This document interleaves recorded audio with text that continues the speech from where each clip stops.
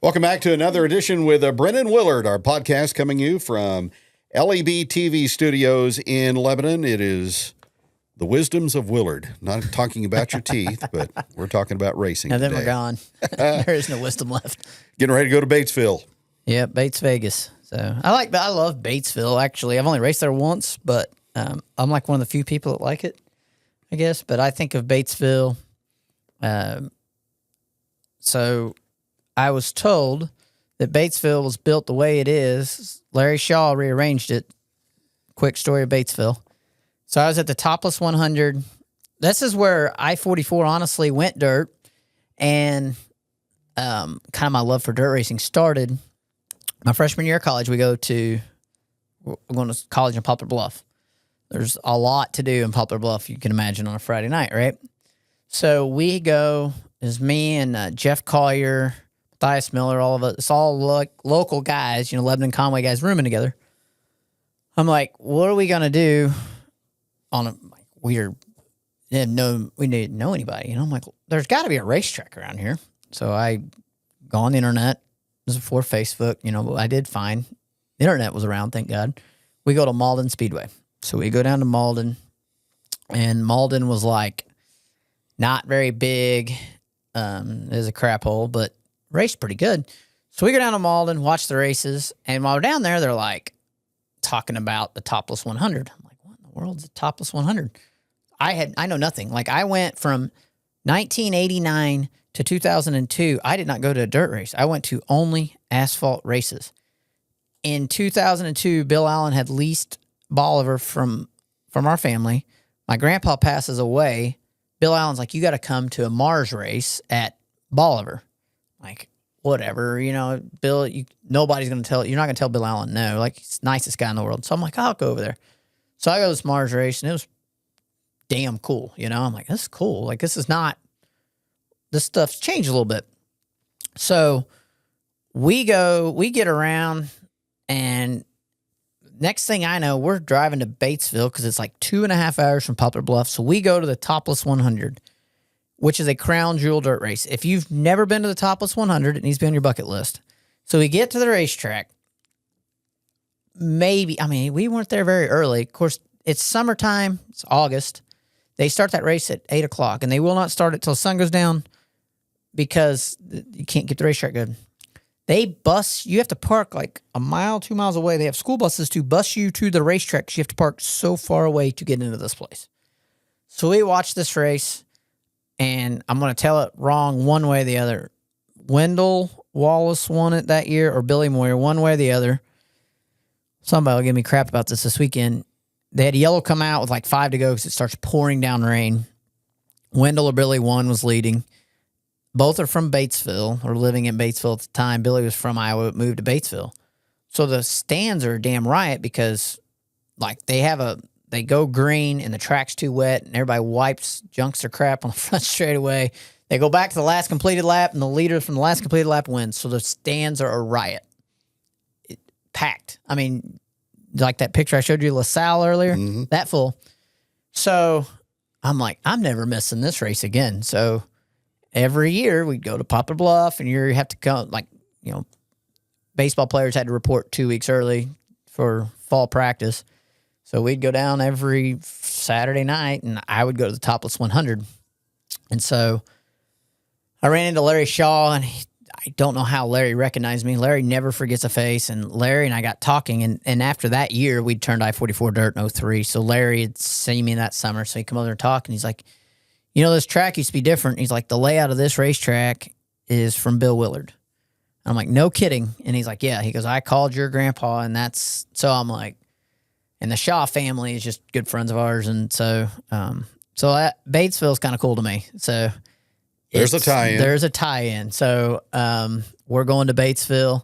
Probably should be going, truth be told, we should be going to Iowa or Illinois to race the racetracks we're going to race on all year, but we're going to Batesville. So, and we're not missed a comp race yet. It's a comp cams race, pays good. You never know, you got to go. So we're going to go race and probably busting out the new car, I think. We traded one of our Longhorns. We just upgraded and got everything to kind of match. So we got a new car that we're going to debut probably this weekend. The plan is to practice it tomorrow night, but I think practice is going to be rained out. So, but that's the plan. So we'll see. But yeah, Batesville's got a cool tie-in. The door and the steering wheel from Terry Phillips won the Topless 100 in 13, 14, that time range. And that's Chuck Meads that works for us and worked for Larry for years. That's where this door came from. He's got the door and a bunch of the stuff off that Topless car in the shop at our office there. And so Chuck found this Larry Phillips door out at Larry's shop in a pile of scrap before Larry died. And so I was telling you before the show starts, I think this is a 91 to 93 era door because I see the All-Pro Series sticker. It's for sure a pavement door by the way it's cut. And when you see the Skull Racing All-Pro Series, that was that would have been an I-70. They raced at I-70. They sanctioned the World Cup. So somebody has ran plumb over Larry because his left side doors did not look like this. His right side doors usually looked like this because he did what he needed to do to get to the front. Left side did not look like this. So somebody's messed up and probably made him smoke about 5 or 6 extra cigarettes when he took that hit. We mentioned the Great 75 last week. Of course, a candidate for the NASCAR Hall of Fame again.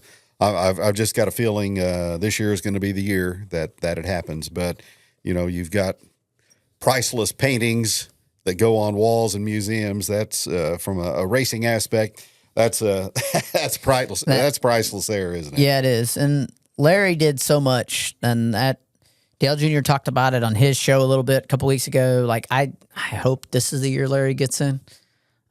Larry was an innovator too, and not only did he take the wins and the winning percentage, like the winning percentage is probably what gets him in the Hall of Fame because it's not even right. Like I tell everybody, there's been 2 people that you really know that have beat Larry on asphalt at I-44. There's 2 people that really consistently beat him, Mike Wallace and Jamie McMurray. That's it. Well, you saw where they got. And then at the fairgrounds, you grew up going to the fairgrounds, so this is going to be great for you to tell the story because Larry's in the NASCAR Hall of Fame from his accomplishments from 1989 to 2000, 11 years at I-44 Speedway. Bolivar. He went to Lakeside and I-70. If you really want to know how dominant Larry was, and I'm going to pick on the Kansas City people, he kicked their ass. He lost 2 races in the entire 1992 season. 2. And he lost them at Lebanon and Bolivar. He never lost a race. He had a sponsor up at Kansas City. They paid for him to come to Lakeside and I-70. And then he would just, between those 4 tracks, he would just figure out car count, figure it out. He never lost a race at those 2 racetracks that year. 0. 38 wins in 40 races or something stupid. Like that's not, I don't care how you can say, well, the competition's this, competition's that. It doesn't matter. Your race car has to be perfect. James Ince was a crew chief that year. James got hired immediately after the season's over, goes to Bobby Labonte's and wins a Busch race at Martinsville. And then James went on to, win in the Cup Series as a crew chief. But Larry raced for a living back before everybody else did. Larry raced for a living in the 70s. And then, he went to the fairgrounds. Mark Martin worked for Larry for a summer to learn to race. He will tell you that. I remember his debut at the fairgrounds. Mark's? What was that like? That was just tremendous. So, tremendous. He was the phenom coming up. So my question is, like, I grew up and I tell, Randall Chupp helps us out a bunch, and Randall's told some stories that he remembers of Larry on dirt, And I'm like, dude, we would go to the races every week, And back then, you had to be 16 to get in the pits. So you go to the races, I miss a lot there in the late 90s because I was playing baseball, but if I wasn't playing baseball, I was at the races. And the damn cowbell would start going off when Larry would, every time he'd pass a car, the cowbell would go off. Of course, there's an inverted I-44. You had to come from the back to the front every week. If they'd have started him on the pole, I'm assuming that might have happened at I-70, but can you imagine how boring the races would have been? No. A lot of people getting lapped. A lot of people getting lapped. But my question is, back then, at I-44, it was 50-50, and it was they hated him or they loved him. Well, it's the same at the fairgrounds. That's what I figured. I bet Mark Martin was like the savior because nobody beat Larry. Exact same precedence. Nobody beat Larry at the fairgrounds. Mark Martin comes in. Oh my gosh, this guy can beat Larry Phillips. Goes and races ASA. Becomes Mark Martin. You know, like it's just what Larry did was he taught Rusty Wallace, Mark Martin, Kenny Wallace, Mike Wallace. Everybody looked up to him. And Jamie said some things too. Like you just looked up to Larry because he was the guy. You know, like he did everything. His race cars were perfect. He was ahead of his time on building race cars. I know when we repaved I-44 in 2010, Kenny Dickinson ran a Phillips car that year. It was I don't know how, it was one of the later years Phillips cars. He was able to put that car on bump stops and coil bind it because the cross member was raised. Bump stops and raised cross members, big bar soft spring, that ideology and crap never showed up in short track racing till 2005, and Larry was passed away. Larry had a car that would travel that much in 2000. That's before everybody else even knew. Now, was he on bump stops? Probably not. James Ince might be able to tell you that. James was very instrumental in that, but that really didn't come out till 02, 03. For sure, bump stops were out in 2002 because that's when Johnny Benson won those races in the Cup Series with Ince. But he was ahead of his time. Way ahead of his time. You know, this car's got a raised cross member where it will travel down like we are today. Now our dirt late models have raised cross members, so they travel down. Like Larry was just that much ahead of everybody, and then his talent, my God, like not.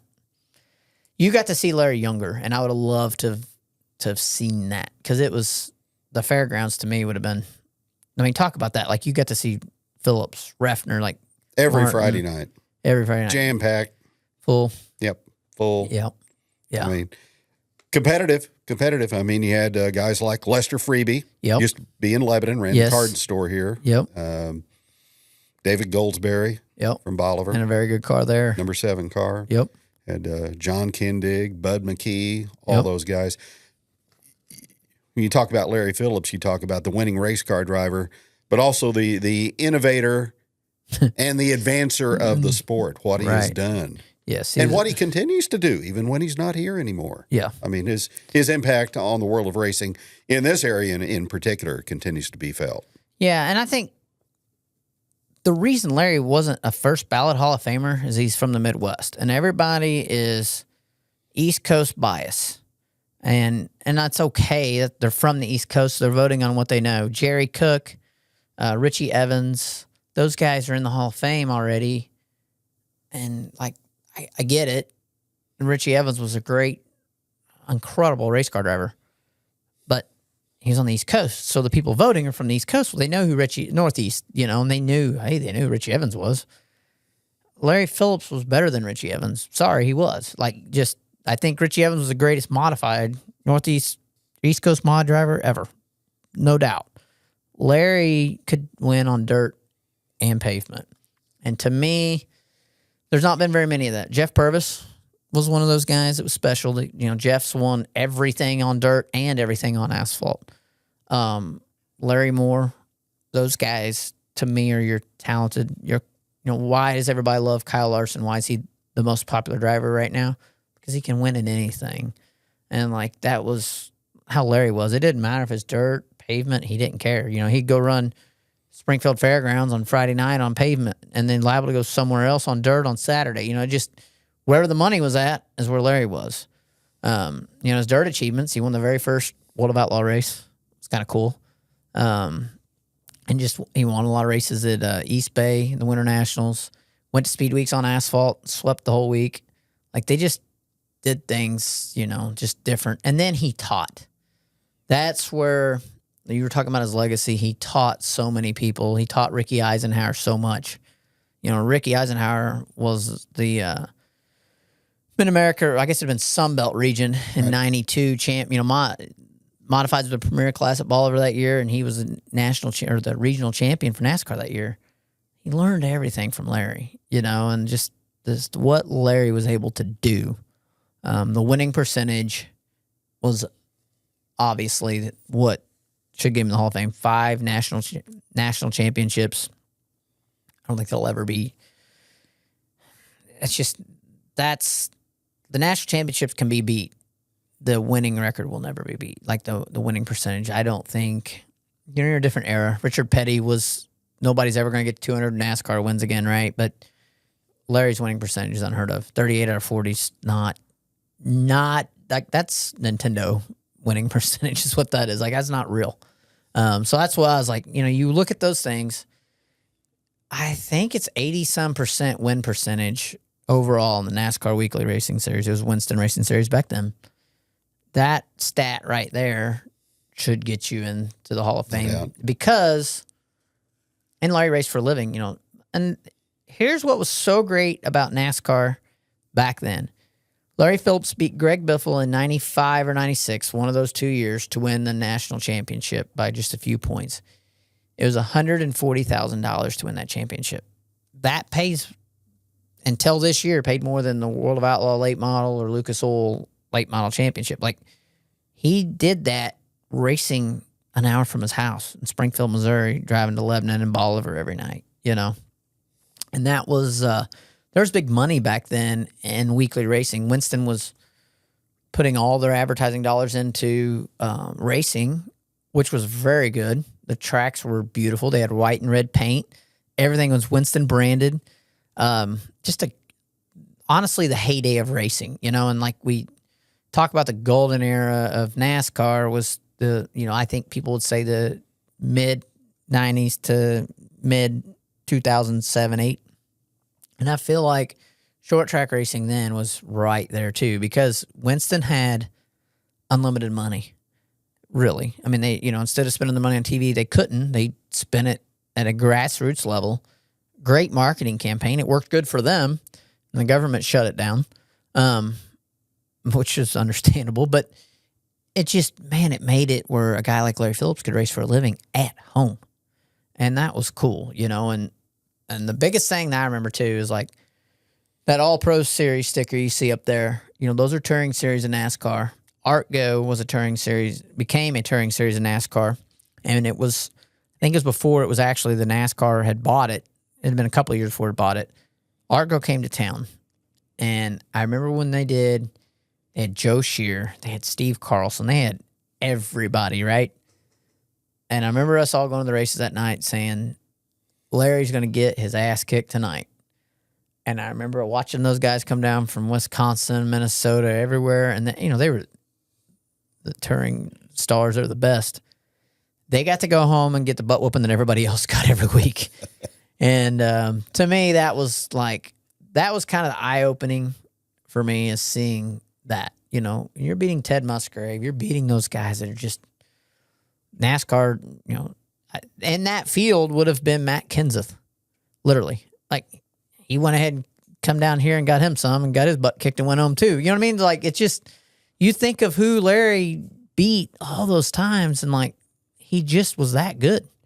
And so there's no way he shouldn't already be in the Hall of Fame, but hopefully it's this is the year and it's coming for sure. But you got to see it. I'd love to have been your era, going to the fairgrounds, getting to see that. I know that's not the NASCAR, but to me that's why racing became so big in the area was Friday nights fairgrounds. Absolutely. Ned Reynolds broadcasting it on KY3. Sure. Ned Reynolds is a huge Larry Phillips fan and can tell you all kinds of stories too. It's incredible hearing his stories when he talks about it and just seeing that. So, I mean, it's pretty cool to see what Larry's done. And we all know that I think 2025 is hopefully the year here in a couple months that they get the phone call that he's in. So we'll see. Speaking of Larry, our show brought to you by Larry's Lakeside Auto Repair at Osage Beach. Call 573-302-1810. They've been helping you out, haven't they?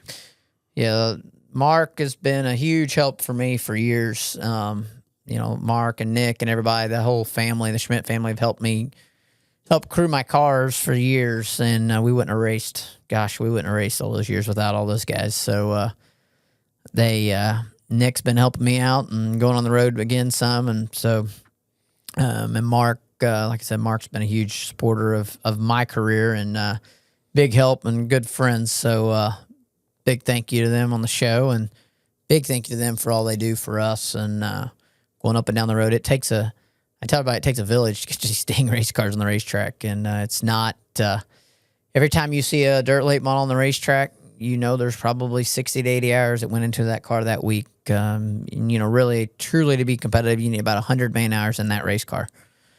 So finding that time and running a business of my own and having a family, you have to have people to help you, and people that give up their time or work for you or do whatever. And we're blessed to have a village to help get us to the racetrack each week.